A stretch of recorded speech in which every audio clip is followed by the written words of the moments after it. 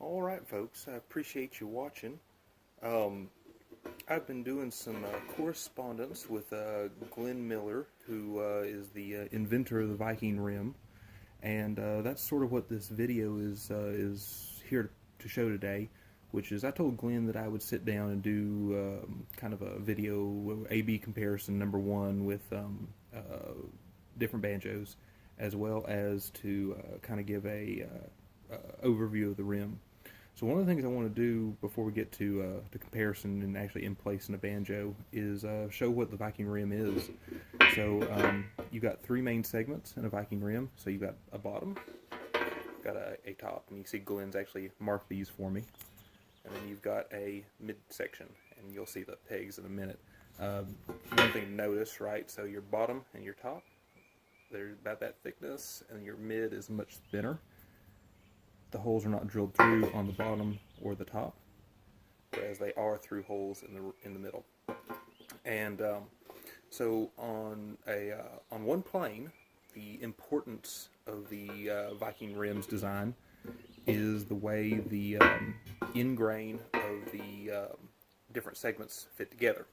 So Glenn's actually got a nice little design here, and I don't know what you would call the geometry necessarily, but fit right together very well, very nice snug fit, and that makes one layer of this rim, right?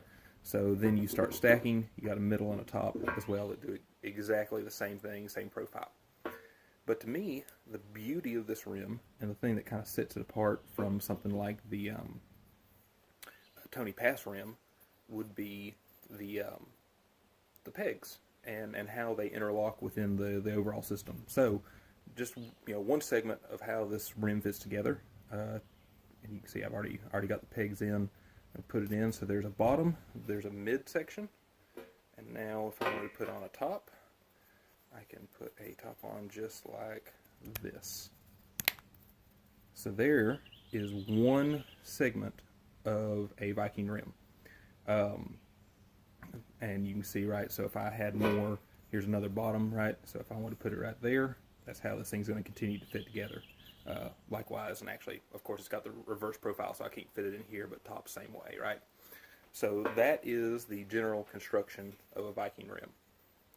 Just wanted everybody to understand how this thing actually goes together. So, with that said, what you're going to see next is comparison videos of one of my banjos, where I have taken the Viking rim and substituted for the 3-ply. So, this is 3-ply rim. This is straight out of a Deering Golden Era, somewhere around 2000 vintage. And I took Glenn's rim and dropped it right in. Tone ring fit up great. Replicated the same setup that I had before, and then tried it with Glenn's rim as well. So you're going to hear A/B testing between the two, and I'm not going to reveal in the video what which rim is which. I'm going to leave that to the experts to try to determine. And that was one of the things I discussed with Glenn, was it'd be interesting to see if some of the folks who at least claim to have a good perception of banjo tonal qualities can make a differentiation between a Viking rim and a 3-ply rim. I will say this: I had some listeners while I was doing my testing. These are people who were not necessarily connoisseurs of banjo tone, not even necessarily musical. But I did get remarks about how the banjo sounded different between the two different tests. So there were perceptions, and I'm trying to make no claims here. I make no claims that this makes your banjo sound like a pre-war banjo. I make no claims that this makes your banjo even sound better. But I will make the claim that I could notice a difference playing the banjo, and that those in the room with me who, like I say, were not necessarily banjo connoisseurs or even very knowledgeable about the banjo, could make a differentiation in tone. So with that said, what you'll see next is the A/B clips, and plan is to post this to the Banjo Hangout, and at some point I'll allow everybody to look at it and to comment and to weigh in. And at some point, Glenn or I will reveal which one is which, and then we can let folks draw whatever they want.